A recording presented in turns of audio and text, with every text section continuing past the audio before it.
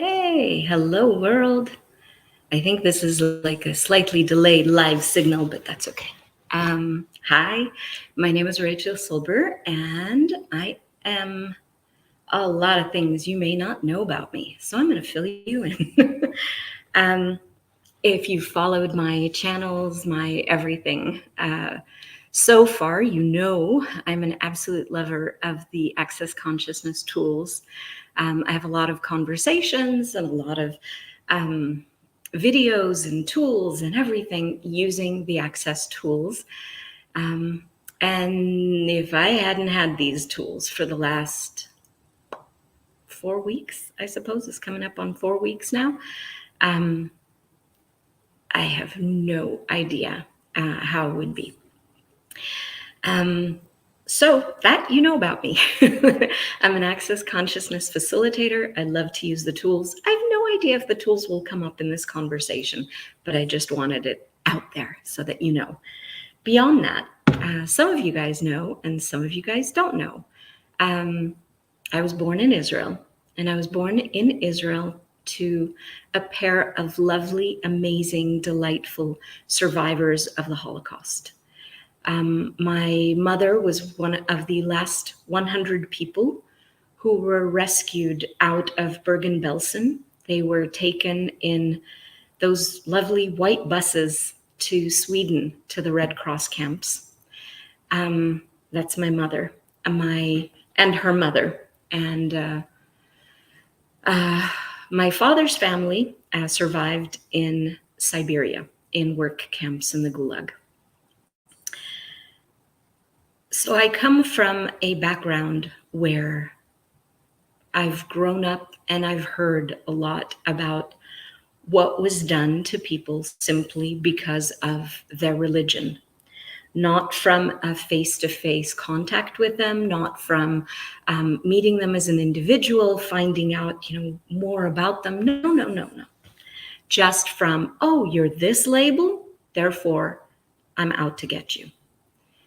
Not only did they get labeled, they also had to wear an identifying label. Nowadays, I see my daughter wearing her Star of David proudly out in the streets. At that time, it was a yellow star on your clothing, on whatever it was that you were lucky enough to be able to have on your skin. And I wanted to tell you about growing up around that.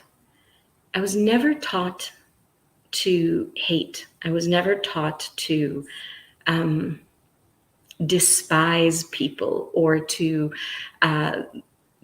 point fingers at people just because we went through it. Why would we do it to anyone else? And there's a difference between that and between come and let people stomp all over you. See, in access consciousness, we have something that we speak about called allowance. An allowance is being interesting point of view. So being interesting point of view, what is that? It's looking at what is present space without a charge. Most of what we're seeing on social media and the news media, it's designed to create a charge. It's designed to pull you into polarity.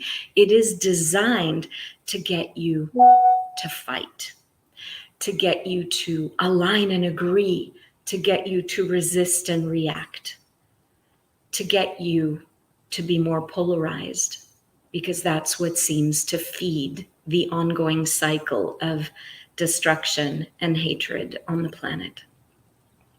So I'm just going to go back to little tiny Rachel growing up in Israel with my parents.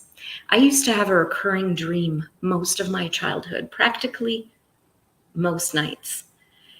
In that dream, and I'm not sure if it was actually just a dream or something that I was energetically changing or who knows, but I tapped into the magic that I could be even at that young age.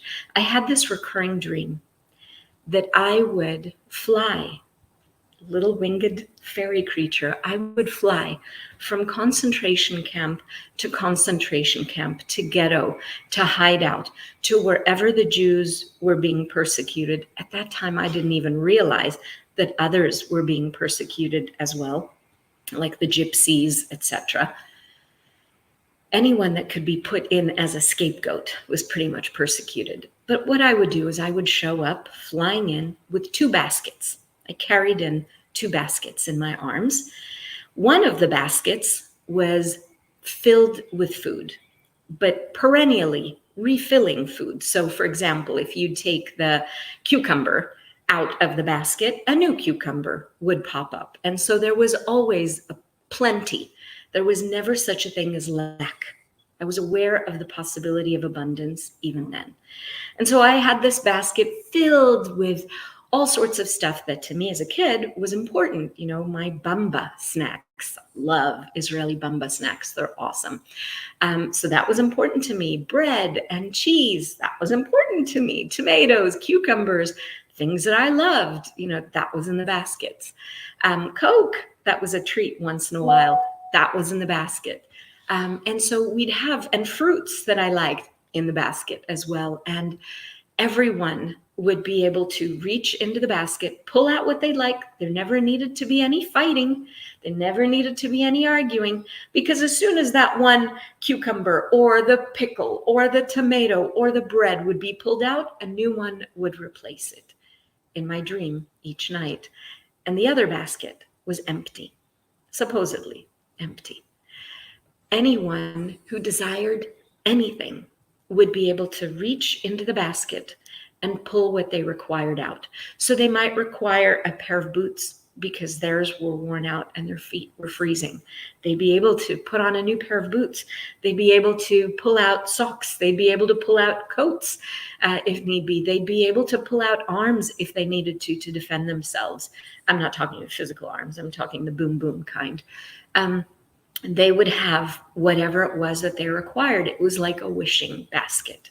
And so most of my childhood growing up was in the dreams, in the dream time at night, was spent flying from ghetto to concentration camp to concentration camp, and reversing some of the evil that I saw being perpetrated. I didn't know how to stop the evil that was being perpetrated, but I knew that I could somehow contribute to a change. Now I'm watching the news. I have, a teenage daughter and a young 20s son, and I'm looking at the world and at the amount of vitriol and hatred and the amount of silence that's so deafening, where hatred and violence and a request for genocide is celebrated. And I wonder, did we not learn in all of these years? The gas chambers weren't created from one day to the next. The final solution wasn't implemented from one day to the next. It took all of the 30s for Hitler to rile up the German people, to rile up the neo-Nazi movement, the Nazi movement. Now it's neos, but at that time, the original Nazis. It took the silence of the masses that was interpreted as, oh, you're not against us, therefore you're with us. It was complicity in the silence. Now, most of us are silent because we don't even know what to say. As we don't know what to say when we see sheer hatred and violence and whatever this is that I honestly don't even have words for other than vitriol and blame. And, it makes me think of something that Dr. Dane here says in his Being You, Changing the World book.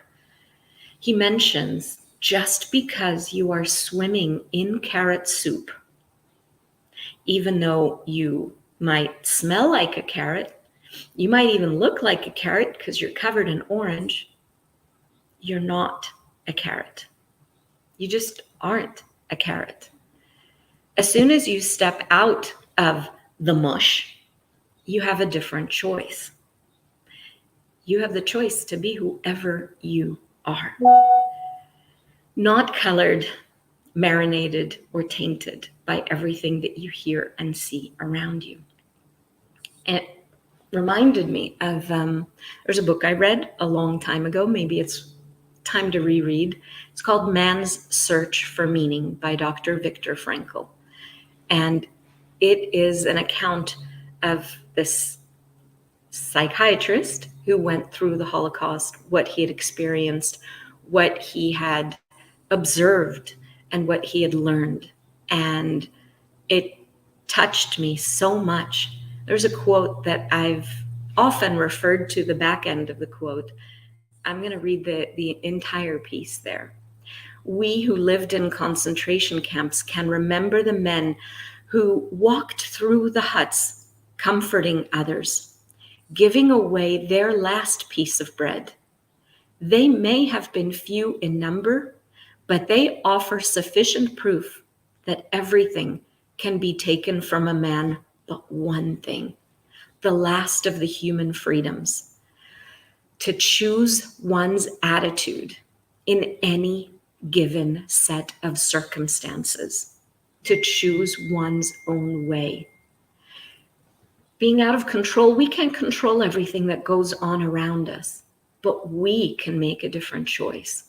We can be drawn in to assumptions, to the vitriol, to the aggressiveness, to the violence, to the hatred, or we can take a step back and actually pause and choose. If it were your family on the posters, your family in the pictures, your family that was slaughtered while minding their own business, in their own homes, in their own beds, what would you do? What would you say? When things are presented humanly, one human at a time,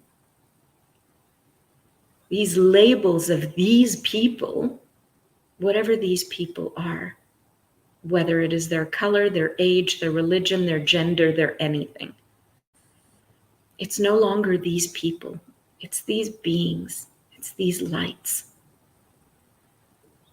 And the thing is that, to me, that willingness, that ability, that courage to bravely do what needs to be done, as we were speaking about allowance, my ADD brain already went in a different direction. Allowance is not only being an interesting point of view, it's having that freedom to not be reactive. It's exactly what Dr. Frankl was speaking about as well, to choose one's attitude in any given set of circumstances. You're not pulled into polarize this way or that way. You have the freedom to be you, to stand strong, and to choose whatever it is that you choose, but to actually make a choice, not be pulled by someone's puppet strings. When you're called to just hate and you hear labels and words, those are presumptions, those are assumptions, those are tags, and those are labels that are meant to incite separation, exclusion, and hatred.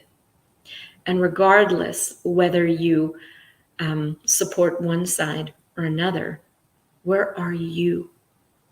Your knowing, your space, and your choice in all of this. If you're spouting hate in any way, what does that create in the world? What does that generate?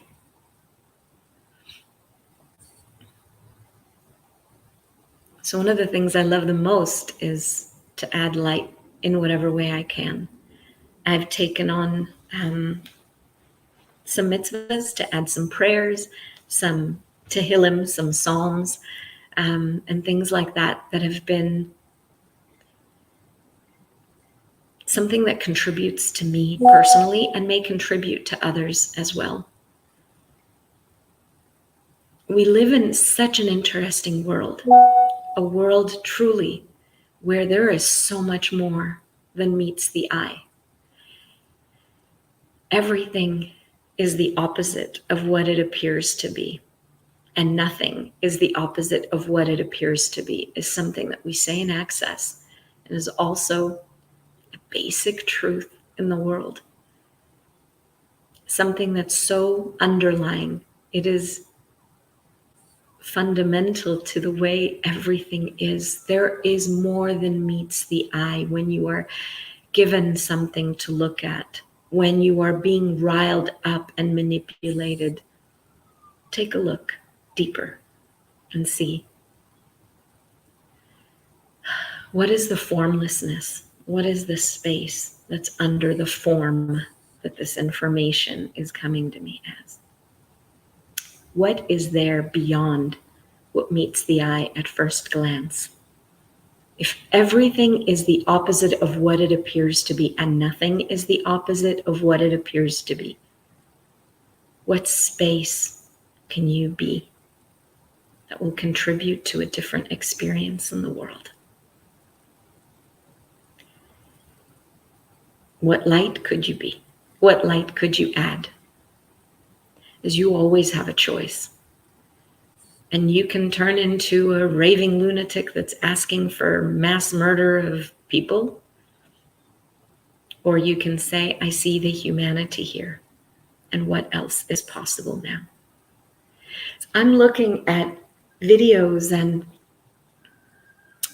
and shouts and screams, and I wonder, if people in the world would take all of their creative energy, their joy, their wonder, their curiosity, their beauty, their capacity to see things that are entirely different possible, if they would take all of those energies and channel them into gratitude and appreciation, into building, into contributing, into innovating, into creating new possibilities in the world, what would our future on this planet be like?